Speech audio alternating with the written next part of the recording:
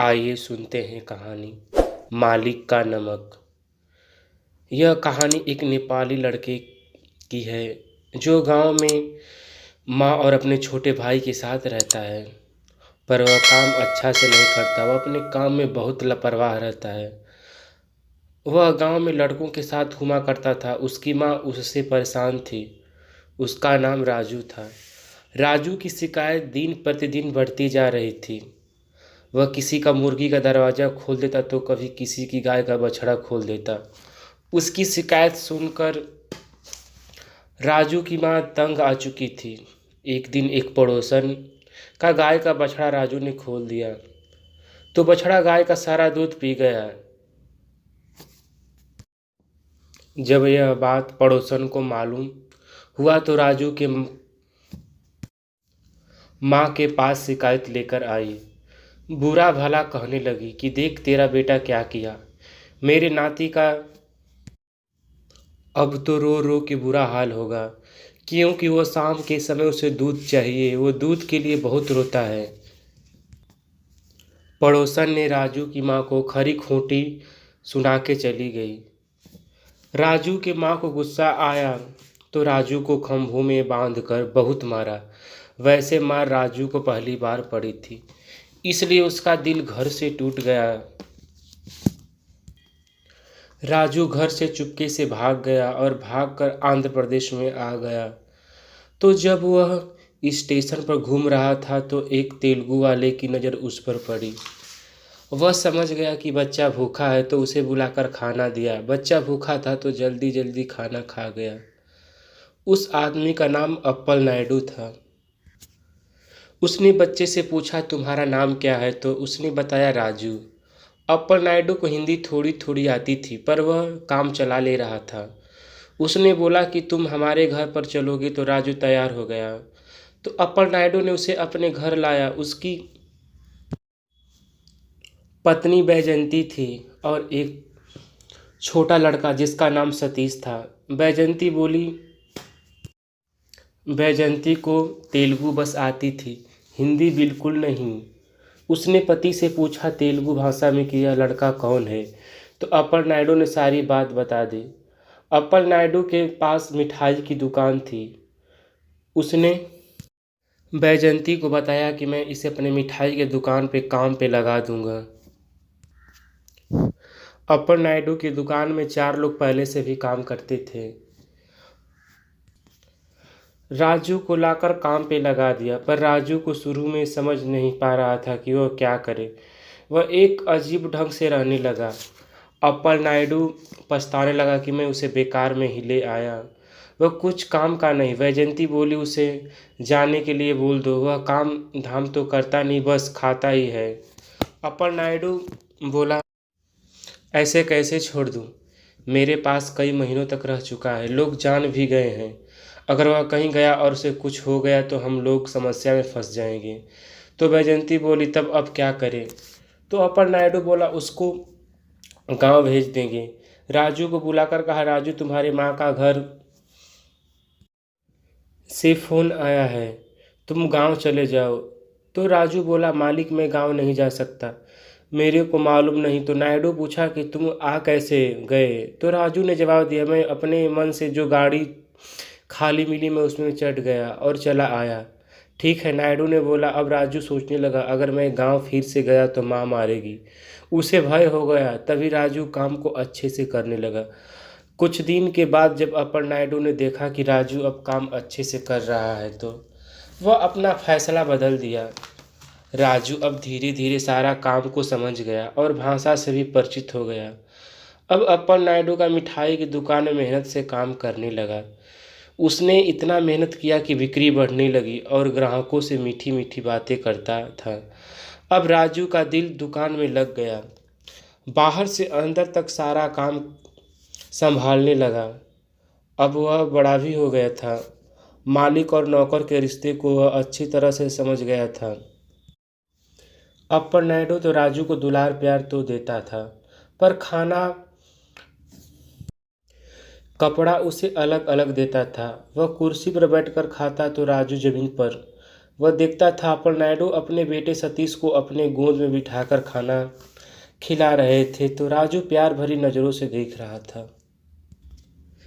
नायडू बोला, ओ राजू, तुम मुझसे पैसा ले लिया करो, हमें दुकान से फ़ायदा होता था। वो तुम्हारी मेहनत का फल है। राजू बोला, नहीं मालिक, मुझे पैसा नहीं चाहिए, बस आपका प्यार मिल जाए, बस यही काफ़ी है। बैजंतु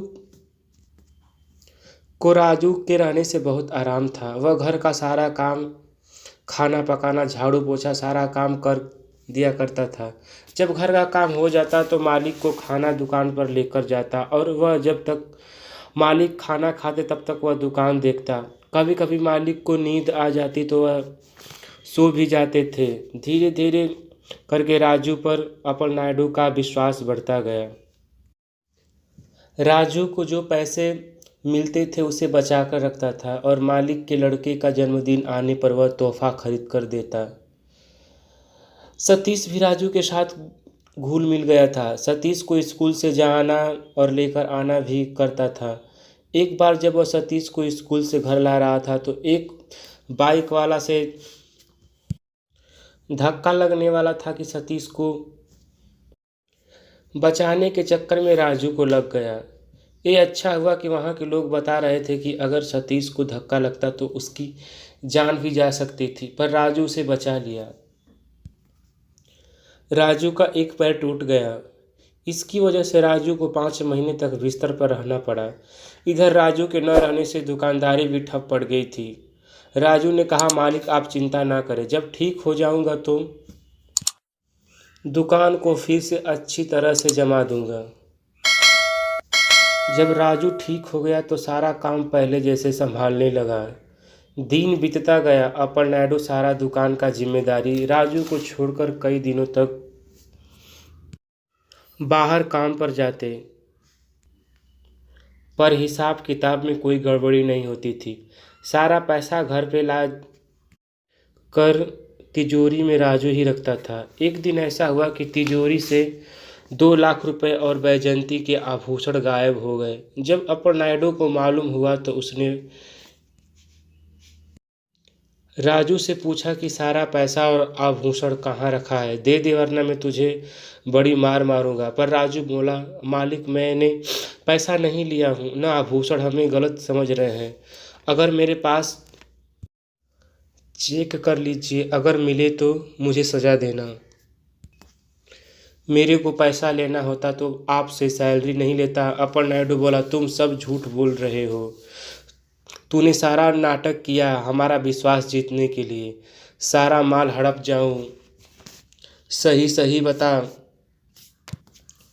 कहाँ रखा है। तो बैजंती बोली, आप इसे पुलिस की दे दो, इसको इतना मार मारेगी कि सारी बातें उगल देगा। तो अप्पलनायडू बोला, नहीं, अगर पुलिस को बात पता चली तो वह तमाम तरह के सवाल पूछेगी। अप्पलनायडू 4-5 दिन तक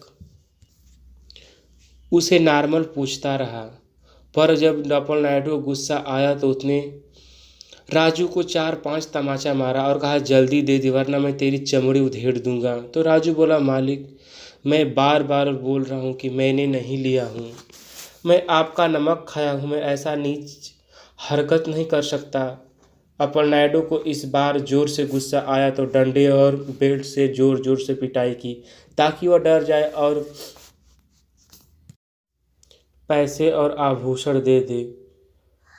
पर राजू बार बार यही बोलता रहा, मालिक मैंने नहीं लिया है।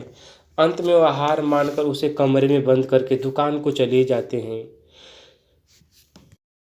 जो उनके पास 4 लोग काम कर रहे थे वे अचानक अप्पलनायडू से बोले कि हम दोनों काम छोड़कर जा रहे हैं। तो अप्पलनायडू बोला, ठीक है, आप लोग अचानक जा रहे हो काम छोड़कर, मेरे पास आदमी नहीं है, मेरा दुकान बंद हो जाएगा, तुम लोग कुछ दिन रुक जाओ।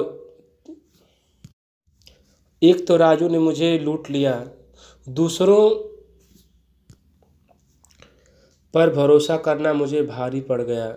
एक तो तुम लोग हो जो मेरी परेशानी को समझोगे, अगर तुम नहीं समझोगे तो कौन समझेगा। जब आदमी आ जाएंगे तो चले जाना। वे दोनों बोले, ठीक है, हम लोग एक दिन के लिए रुकेंगे पर सुबह होते ही चले जाएंगे।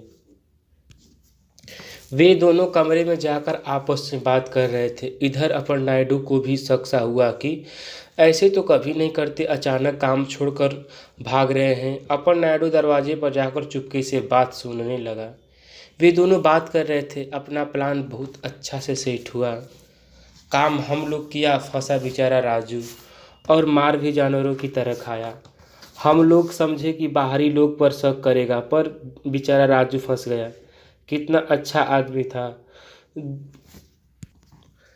दूसरे व्यक्ति ने बोला, जो हुआ अच्छा हुआ, वह फंस गया, हमारा काम बन गया। अपन नायडू सारा बात सुन लिया।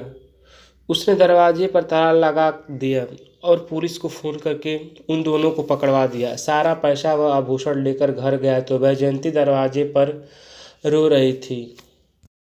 अपन नायडू सोचने लगा कि उसे कैसे मालूम पड़ा कि राजू नहीं, वे दोनों चोरियां किए हैं। उसने वैजयंती से पूछा, तुम क्यों रो रही हो? तो वैजयंती बोली, आप मुझे मारना नहीं, मैं राजू को खाना लेकर गई तो वह खाना नहीं खाया, तो मैंने भी उसे 10-12 डंडे मारा। उसका थोड़ा सा सर भी फट गया और खून बह रहा था। बार बार मैं पूछ रही थी, पैसा दे दे, चाहिए तो कुछ पैसा ले ले और बाकी के पैसे मुझे दे दे, मैं मालिक से कहकर तुझे छुड़वा दूंगी। पर वह नाटक करने लगा, मेरा पैर पकड़ कर रोने लगा। मालकिन, मैंने आप लोगों का नमक खाया हूँ, मैंने पैसे नहीं लिया हूँ, मैं खाना रख कर के चली आई, पर वह खाना